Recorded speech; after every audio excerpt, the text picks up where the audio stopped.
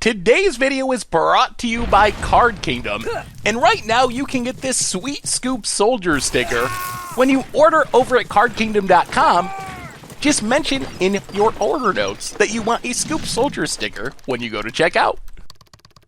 Hello everyone, it's Seth, probably better known as Saffron Olive, and it's time for another instant deck tech. So Wednesday means we're heading to Pioneer today, and we're looking at a deck that I've been excited for ever since Theros Beyond Death was announced in preview. That is Pioneer Enchantress, combining some powerful new Theros Beyond Death cards with some old Enchantress stuff to make what I think is a really sweet deck. And this one comes to us from Dark Falcon Zero, who took the deck to a 5-0 finish in a Pioneer League on Magic Online. So congrats to Dark Falcon Zero on a really sweet deck.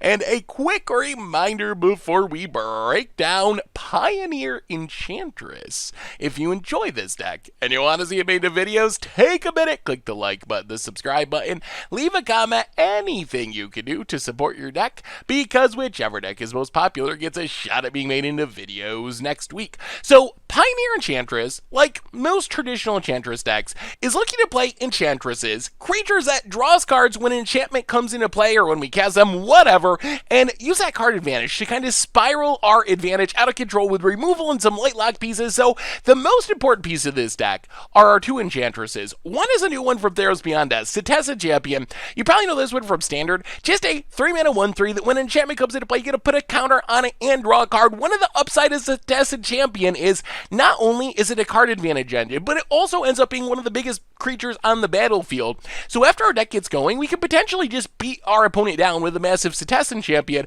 while drawing a lot of cards along the way. The other reason Setessan Champion is so sweet in this deck is Eidolon of Blossoms, which is Enchantress number 2. So Eidolon of Blossoms, the upside of it is it's an Enchantress. Whenever enchantment comes into play, we get to draw a card, but it's also an enchantment, so it draws a card itself. That means a curve of something like Setessan Champion on turn 3, Eidolon of Blossoms comes down on turn 4, we're going to draw from Eidolon, we're going to grow from Setessan Champion, we're going to start growing Setessan Champion, and we're going to have a ton of cards in hand, which allows us to play more enchantments, draw more cards, and snowball that value to eventually, hopefully, win the game.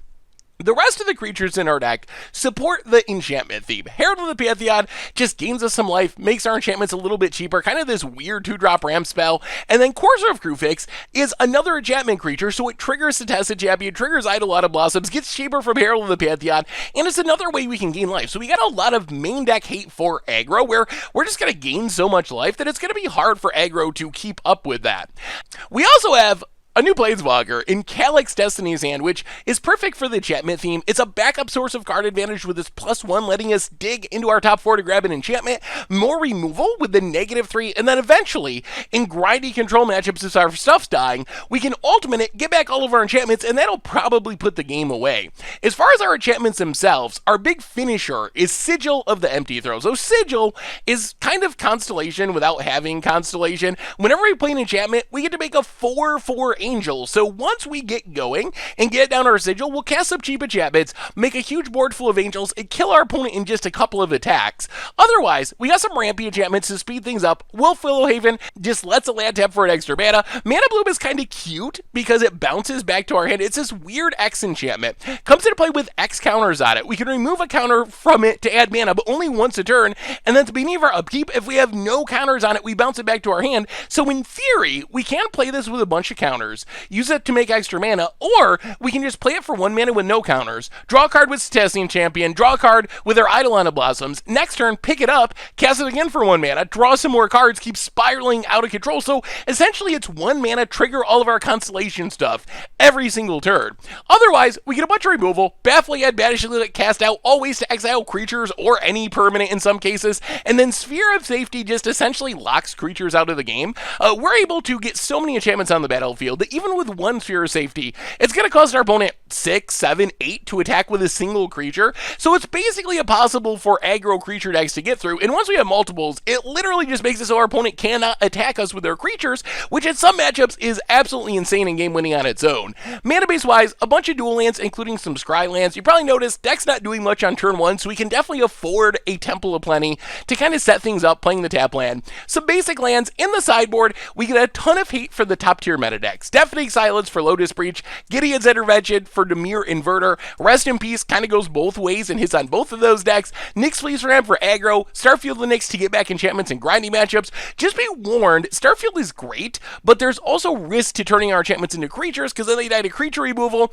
So choose your matchups wisely where you bring this in. And that is Pioneer Enchantress. And that's been our instant deck tech for today. So thank you so much for watching. I hope you all enjoyed it, and I will talk to you soon. Thanks for watching the video. If you enjoyed it, help us out by clicking that like button down below. And to keep up on all the latest and greatest, click that subscribe button. And don't forget to hit that bell icon to get alerts whenever we have new videos. And if you want to, check out some of our other sweet videos here and here.